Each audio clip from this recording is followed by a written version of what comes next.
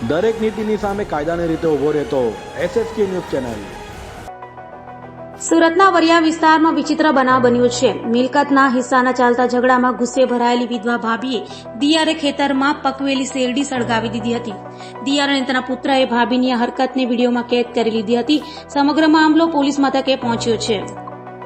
ઝાંગીરપુરા police પાસેથી મળતી માહિતી મુજબ વરિયાવમાં રહેતા ખેડૂત પ્રવીણભાઈ ગણેશભાઈ પટેલે પોતાની વિધવા ભાભી વિરુદ્ધ ફરિયાદ આપી છે। પ્રવીણભાઈએ ફરિયાદ અનુસાર તેઓ પોતે કંટારા ફળિયામાં રહે છે। વરિયાવમાં વડીલો પાર્જિત 7 વીંધા જમીનમાં ખેતી કામ કરે છે। પરિવારમાં 3 બહેનો પાર્વતી, મણી અને પ્રતિભા તથા 4 ભાઈઓ મહાદેવ, અર્જુન, હસમુખ અને પોતે હતા।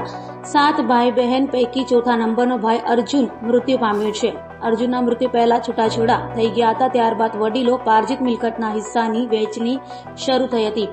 ભાઈઓ 3 સગી બહેનોને હિસ્સો આપવા માંગતા હતા, પરંતુ સ્વર્ગસ્થ ભાઈ અર્જુનની ડિવોર્સ લઈ છૂટી થયેલી પત્ની જ્યોતિ અને તેની દીકરી ખુશ્બુ તેનો વિરોધ કરે છે અને પોતે મિલકતમાં હિસ્સો માંગે છે। આ મામલે સુરતની રેવન્યુ કોર્ટમાં 2016થી દાવો ચાલે છે। દરમિયાન ગઈ તારીખ 26 જાન્યુઆરીના રોજ ખેતરમાં પ્રવીણભાઈએ શેરડીનું વાવેતર કર્યું હતું।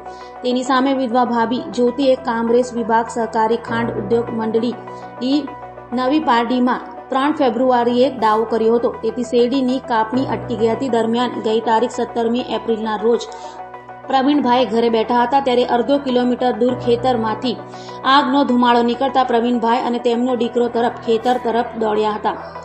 ત્યાં જ્યોતિબેન અને તેમની દીકરી ખુશ્બુ શેરડીને આગ ચાંપતા નજરે પડ્યા હતા। પ્રવીણભાઈના દીકરાએ બંનેની હરકતનો વિડીયો ઉતારી લીધો હતો। વિધવા ભાભી અને ભત્રીજીની હરકતના લીધે પ્રવીણભાઈનો 5 લાખની કિંમતનો શેરડીનો પાક બળી ગયો હતો। આ મામલે પ્રવીણભાઈએ વિધવા ભાભી વિરુદ્ધ ફરિયાદ આપતા ઝાંગીરપુરા પોલીસે તપાસ હાથ ધરી છે।